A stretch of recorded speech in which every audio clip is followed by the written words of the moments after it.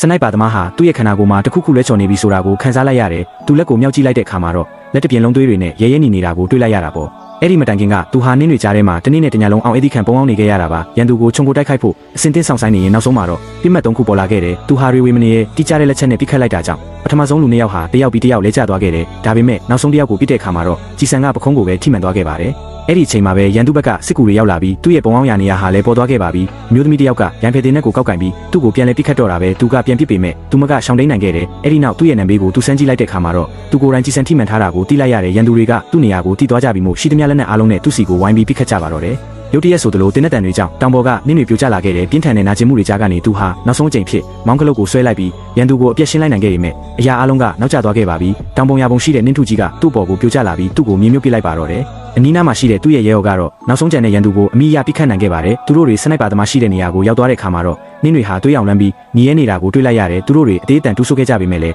အလကားပါပဲနောက်ဆုံးမှာတော့သူ့ကိုရှာတွေ့ခဲ့ပေမဲ့သူဟာရေခဲရုပ်တုကြီးတစ်ခုလိုခဲနေခဲ့ပါပြီ။အဲ့ဒီမျိုးသားဟာဒီတိုက်ပွဲရဲ့သူရဲကောင်းတစ်ယောက်ပဲဖြစ်ပါတော့တယ်။